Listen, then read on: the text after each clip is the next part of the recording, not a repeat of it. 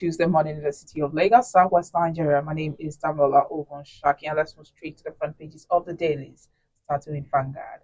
Vanguard is leading with 2027 Presidency plotting to destabilize us. ADC alleges claims that top government officials summoned ex-party chairman to secret meeting. Aggrieved ADC members drag Mark Aregbeshola others to court. Power blocks may crash ADC Eve one-to-ones. Ex-SGF Babache Lawal dumps APC. Ex-Casina PDP chair joins ADC. Also, PDP BOT member Waziri joins ADC. The cries party's loss of credibility. You can see that story on page 5 of Vanguard newspaper. And there's a photo story here showing the president of the United Arab Emirates and other dignitaries at a BRICS summit in Brazil. On page 9, Keyamo inaugurates Enugu Air, explains why federal government concessioned Akano Ibom airports. NDDC at 25, Tinubu has funded commission more than previous government, that's according to Ubuku. And Nigeria's export drive in danger as Trump plans a 10% extra tariff against BRICS. And directly below that story, we have a picture here taken out. Nigeria's export drive in danger as Trump plans a 10% extra tariff against BRICS. And directly below that story, we have a picture here taken out. APC stakeholders meeting in Benin. On page 45, forest guards can't fight AK-47 wielding terrorists with Dane guns. That's according to Governor Alia. Flood Customs engages international airline operators on money laundering. No rift between. That's according to Garba Shehu. Tinubu market about at 90. That's Vanguard newspaper. Away from that, we move to the says July states at risk despite a 620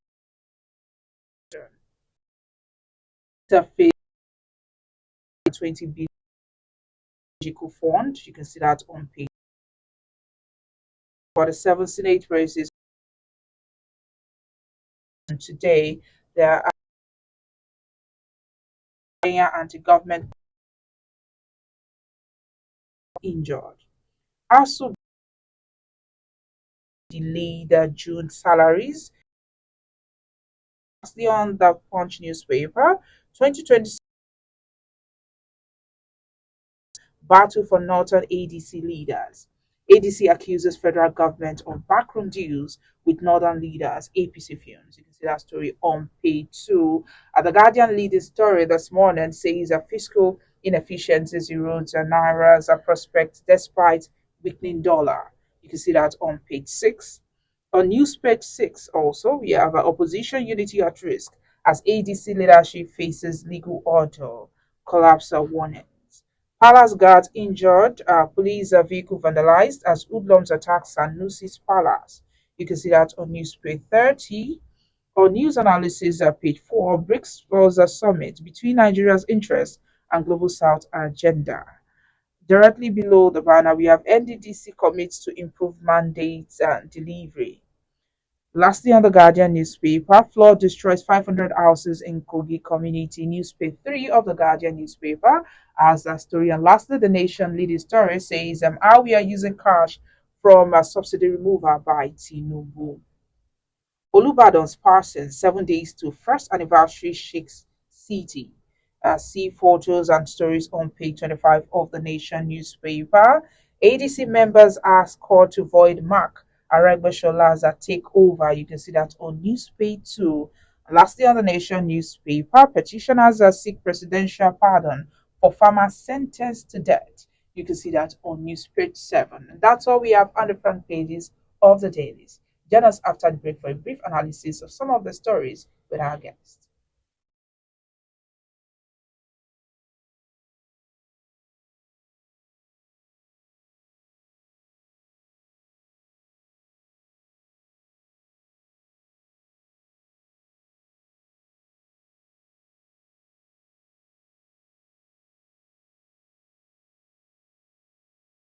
Welcome back. If you're just joining me, this is today the news on Vanna Life. My name is Damlola Ogunshaki, and joining me this morning is Mr. Dayo Akintobi, publisher of Illupeju Today, Like It Today, and Ikeja GRA today. Good morning, Mr. Dayo. Good morning, Damilola. Good morning to all of you.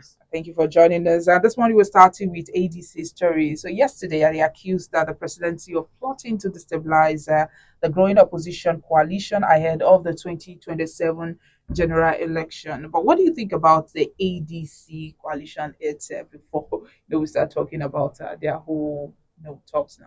Well, it's good for our democracy because the APC, since it's been in power, has not had a credible opposition. And a vibrant, strong opposition is critical to any democracy because it keeps the party in power in check. It forces them to be transparent and accountable. So um, the absence of a viable opposition is harmful to a thriving, to the growth and development of a democracy. So I think the ADC is a good thing, the coming together of the ADC. However, the issues are some of the major players there. Ostensibly, the primary reason for them coming together is to unseat President Bola Ahmed Tinubu and get the APC out of power. However, there's still 2 years before we come to the election. So I think their first order of business is to form themselves into an opposition and begin to play the role of an opposition for the next 2 years. So that probably by the time the election is coming, if they've played the role of the opposition well, and what does an opposition do? It's a marketplace of ideas. They look at the things that the incumbent administration is talking about and they criticize the ones that are not so good and they agree with the ones that are good and they offer alternatives. So essentially, an opposition is there to create or to project an alternative to what the incumbent administration is doing. So if they do that well enough, they will endear themselves to the hearts and minds of Nigerians before 2027. And by then, it'll be an easy choice to make between are you satisfied with the status quo or do you want a change? And if you want a change, this is what the change represents. So I think it's a good thing. The only problem they're going to have is they're very strong willed personalities. There are three out of the heavyweights have already made it clear that they intend to run for president. Atiku has said it, Obi has said it, and Amechi said it the other day. So when you've got three strong personalities like that all under one umbrella, how do they begin to shelve their ambition one for the other?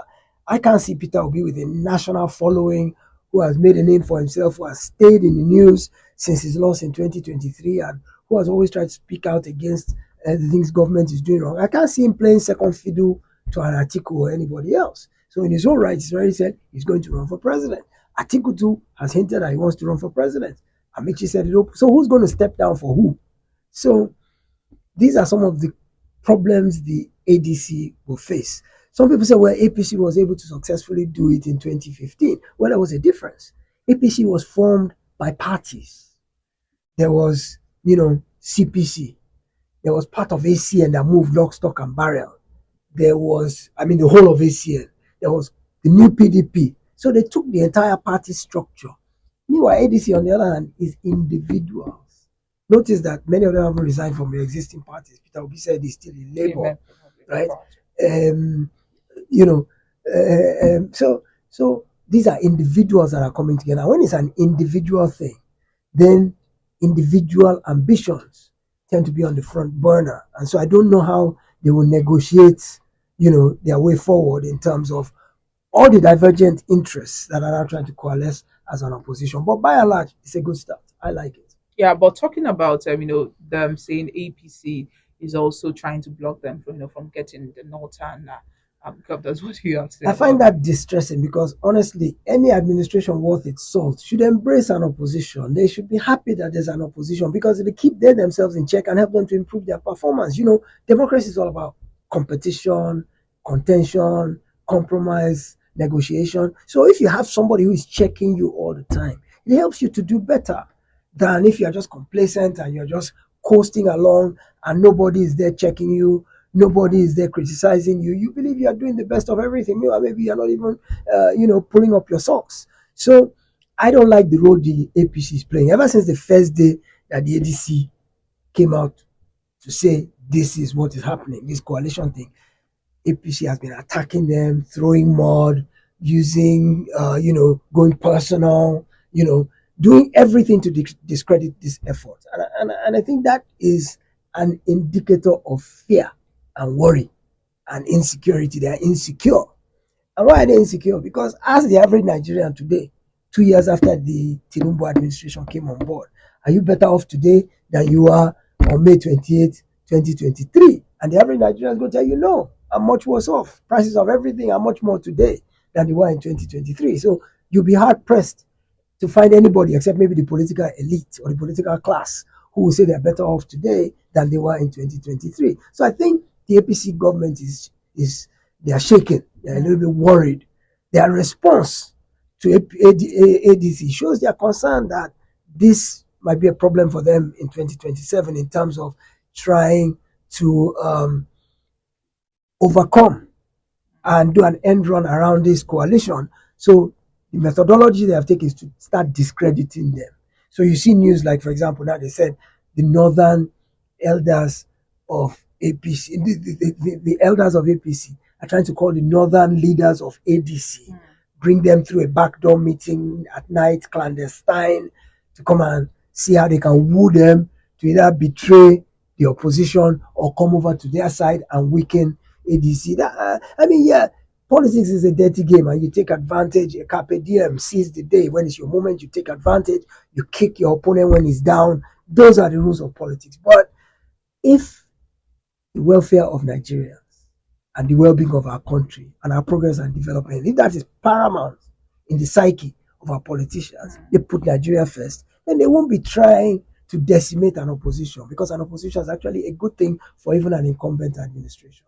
Yeah, some of the heavyweight figures in the ADC now, they still hold their, their other parties. Like you mentioned, Peter Obi is still a In member Labour. of a Labour Party, and Ralph Wonsu has warned that the coalition may collapse under conflicting interests. Do you think this party is strong enough to hold APC, despite the way that we have this, The, or do you think it will collapse?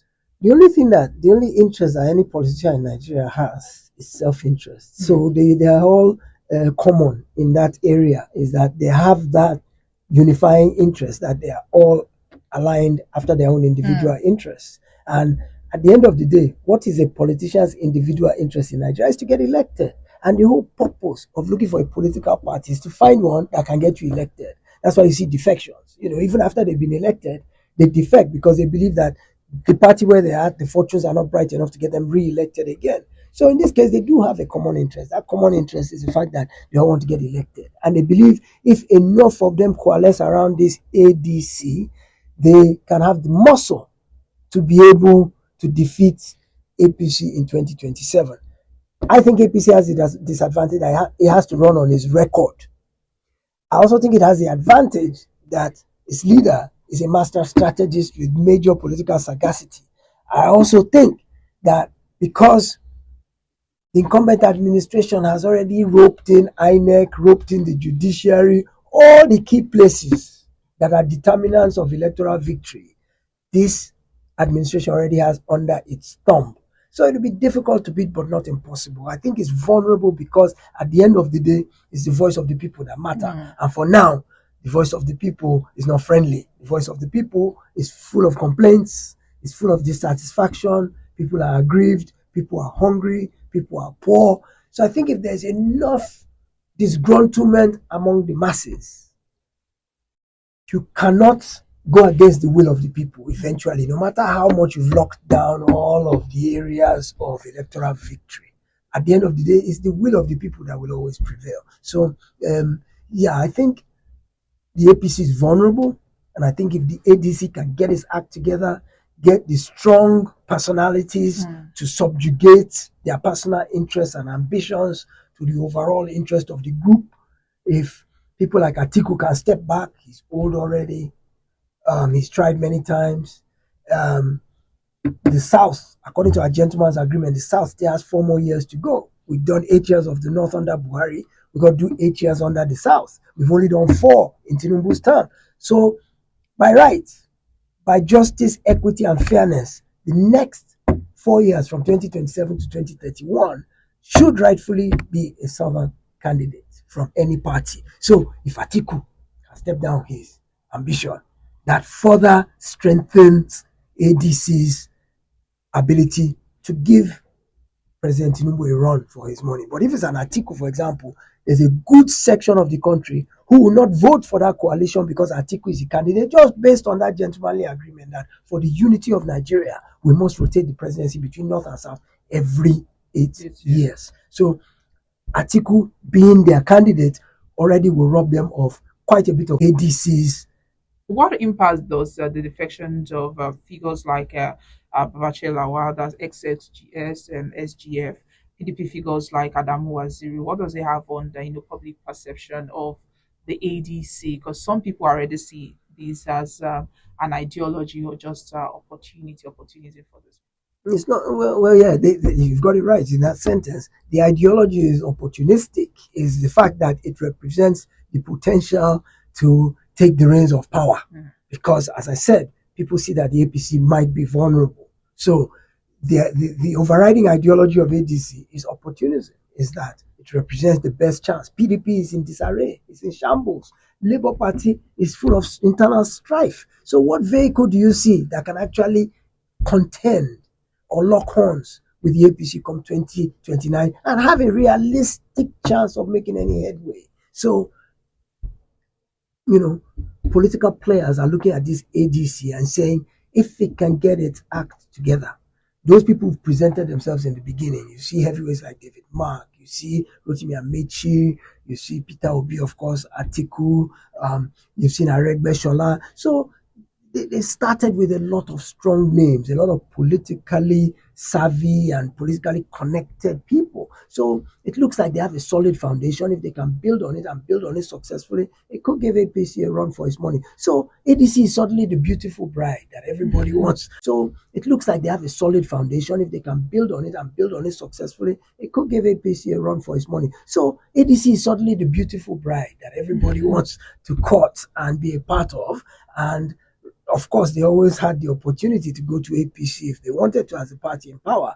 But people are hedging their bets now and saying, let us give this ADC a decent look, because if they get their act together, they can actually take on the APC and perhaps beat them. All right, let's talking about this. Let's talk about the local government election that is coming up this weekend. What do you have to say, about it? Yesterday, I saw the whole of Lagos, different parts of Lagos was actually posted with people campaigning for their own candidate. What's your take on it? I've always had a problem with local government elections because the state electoral commissions are under the purview of the governor. So, for example, Lagos State Independent Electoral Commission. I don't know why they put independent in their name, because they're not independent. The chairman is handpicked by the governor, rules, the dates for election, everything picked by the rules from here, the results.